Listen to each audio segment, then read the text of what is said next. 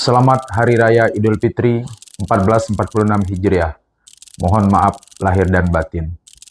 Hari Raya Idul Fitri merupakan proses pengembalian kita menjadi jati diri yang fitri, suci sebagaimana saat dilahirkan oleh ibu kita.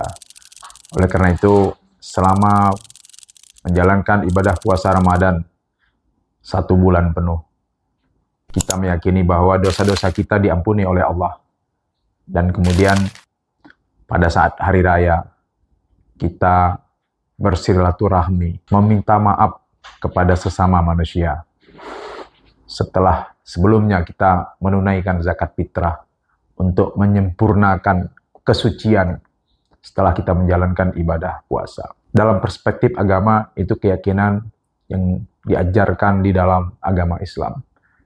Dilihat dari perspektif hukum pidana, apakah adanya pemaafan sebagaimana yang terjadi pada hari raya itu dapat menghapuskan, dapat dipidananya perbuatan? Karena mungkin ya, di hari baik, bulan baik, orang yang tadinya bermusuhan saling memaafkan. Karena di dalam Islam ada dosa sekecil apapun ketika dimaafkan, itu akan membuat dosa kita kepada sesama manusia akan hapus. Tapi sekecil apapun dosa kita, kalau tidak minta maaf dan orang yang kita sakiti tidak memaafkan, itu akan menyisakan dosa bagi kita, dan itu kita harus bertanggungjawabkan di hari pembalasan nanti. Nah, dalam aspek hukum pidana di dunia, selagi kita masih hidup dan belum sampai ke hari pembalasan, mungkin di hari baik, bulan baik, tadinya kita merasa disakiti, tadinya kita merasa marah atas perlakuan orang lain terhadap kita, baik itu kejahatan yang besar maupun terhadap kesalahan-kesalahan kecil yang dilakukan oleh orang lain. Bisa jadi di hari yang baik, bulan baik, di hari yang suci dan fitri, hati kita terbuka untuk memaafkan.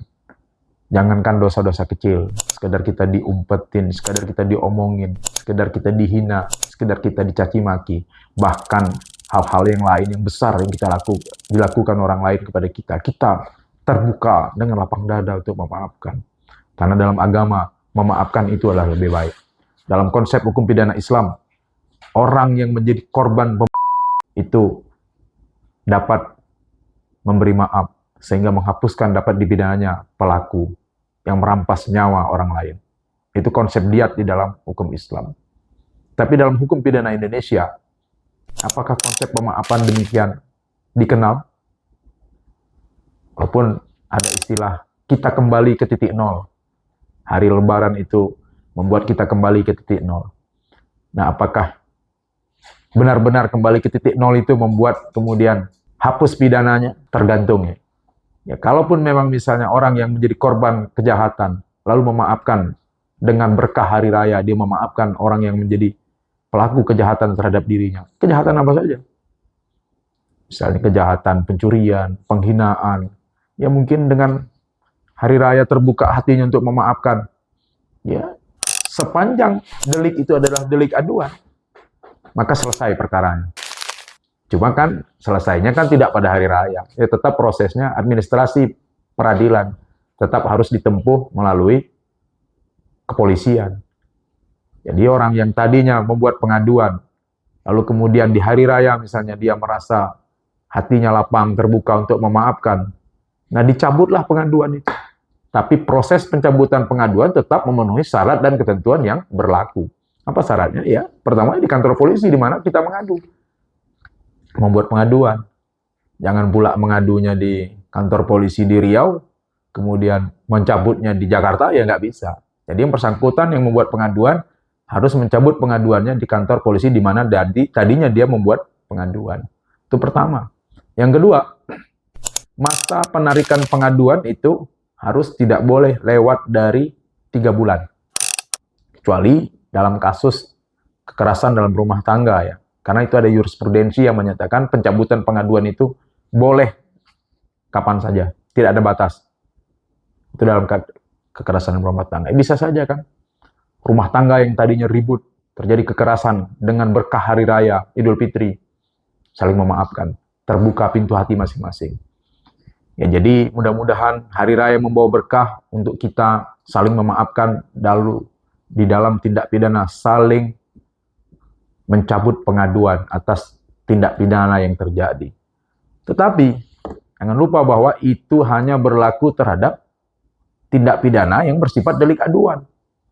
Terhadap tindak pidana yang bukan delik aduan, pada prinsipnya itu nggak bisa dicabut pengaduan. Karena yang ada adalah laporan. Tidak ada istilah damai di dalam hukum pidana. Misalnya pencurian, penipuan, itu nggak ada istilah damai. Walaupun dalam praktek itu dikenal ya. Namun kabar gembiranya, di dalam RUU KUHP yang akan segera mungkin disahkan, itu dikenal konsep restoratif. Jadi sepanjang korbannya ingin memberikan maaf, menerima apa yang ditawarkan oleh pelaku, ya ini bisa diselesaikan secara damai. Nah inilah mungkin di tahun 2025 ini, di Lebaran Idul Fitri 1446 Hijriah, semoga KUHP segera jadi disahkan. Mudah-mudahan momen Idul Fitri mengantarkan kita untuk dapat saling memaafkan, sehingga penjara tidak perlu penuh. Jangan semua persoalan itu dibawa ke penjara. Membuka hati kita selebar-lebarnya untuk saling memaafkan. Itu konsep pemaafan berkaitan dengan delik aduan atau bukan delik aduan di dalam RUU KUHP. Lalu, dalam KUHP baru, kita juga mengenal namanya konsep pemaafan. Nah, konsep pemaafan yang dikenal dengan istilah rehtelik pardon. Tapi konsep rehtelik pardon ini beda dengan konsep maaf memaafkan di dalam hari raya. Konsep pemaafan dalam rehtelik pardon menurut KUHP baru itu adalah pemaafan atau pengampunan oleh hakim.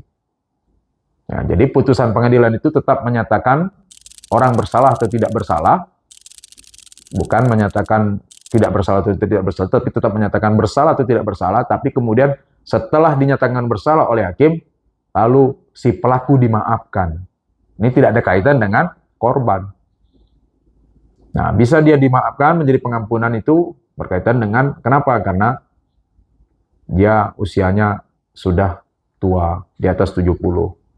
Atau kerugian yang ditimbulkan itu tidak besar. Sudah dikembalikan.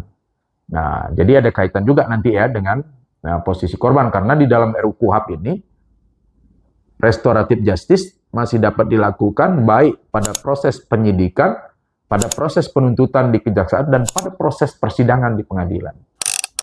Nah, jadi mungkin mudah-mudahan konsep restoratif ini sejalan dengan napas Idul Fitri.